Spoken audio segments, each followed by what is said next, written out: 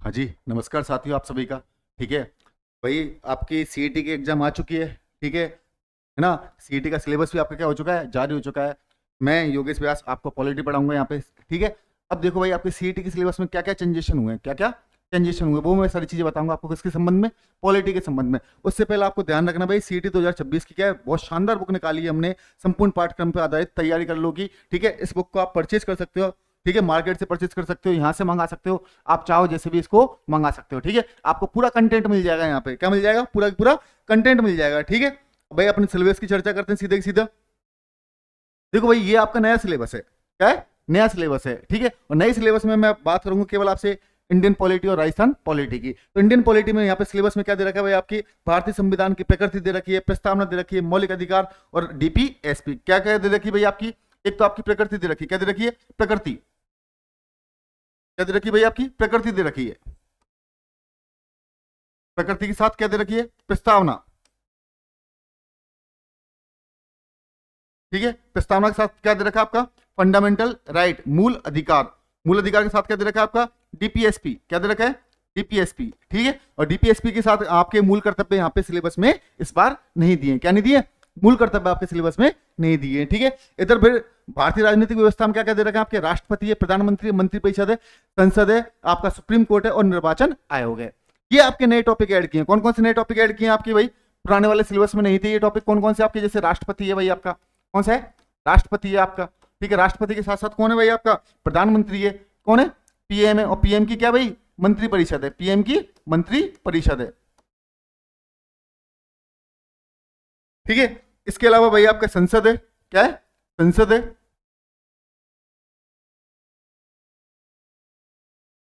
और संसद के साथ साथ क्या दे रखी है आपकी, सुप्रीम कोर्ट है, और सुप्रीम कोर्ट के अलावा क्या दे रखा है आपका, निर्वाचन आयोग। सुप्रीम कोर्ट और निर्वाचन आयोग, निर्वाचन।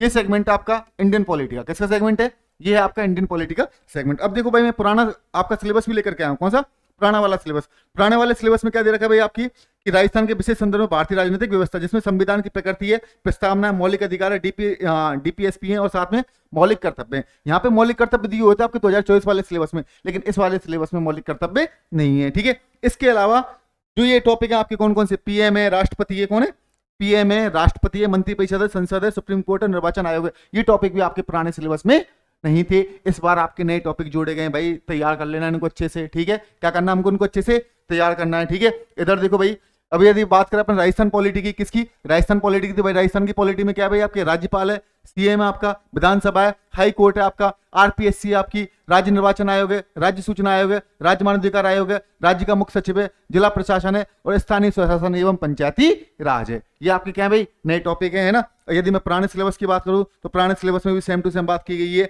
कि राज्यपाल था आपका, मुख्यमंत्री था, राज्य विधानसभा थी आपका, हाई कोर्ट था, आरपीएससी था आपका, राज्य निर्वाचन आयोग था, राज्य सूचना आयोग था, राज्य मानवाधिकार आयोग था, राज्य का मुख्य सचिव था आपका, क्या था, मुख्य सचिव, और जिला प्रशासन था। वो की वही सिलेबस है पॉलिटी का, किसका, राजस्थान पॉलिटी सेम है।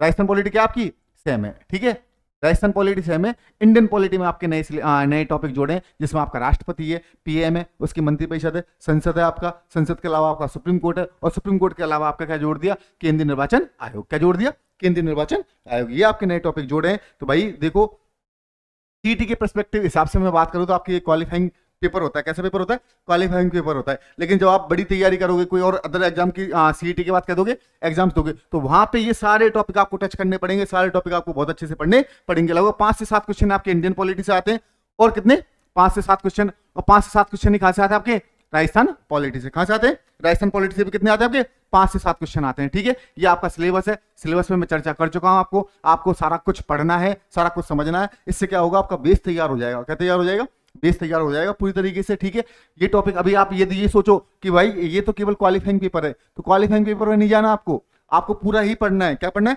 पूरा पढ़ना है, जिससे आपका बेस तैयार होगा। और बेस तैयार होगा तो उसके बाद आपकी जो एग्जाम्स लगेंगी, मेन क्या लगेंगी, मेन एग्जाम्स लगेंगी, वहां पे पूरा सेगमेंट आता है आपका राजस्थान पॉलिटी का, इंडियन पॉलिटी का, वहां पे आपको ये हेल्पफुल साबित होगी। ठीक है भाई साहब, आप समझ गए होंगे मेरी बात को। अब सुनना और समझना भाई, वापस से एक बार फिर से कह रहा हूं मैं आपसे, तैयारी कर लो वाली बुक मंगाओ, आप आराम से पढ़ो, इसको बहुत अच्छे से पढ़ो। आंसू सर की, विजयपाल जी सर की, नेवरी सर की बहुत शानदार बुक है ये। ठीक है, क्या है, बहुत शानदार बुक है। ठीक है, मैंने पूरा पेपर का क्या कर दिया, आपका सिलेबस का एनालिसिस भी कर दिया। ठीक है, तो उम्मीद करते हैं आपसे मिलते हैं अगले सेशन में। ठीक है, धन्यवाद।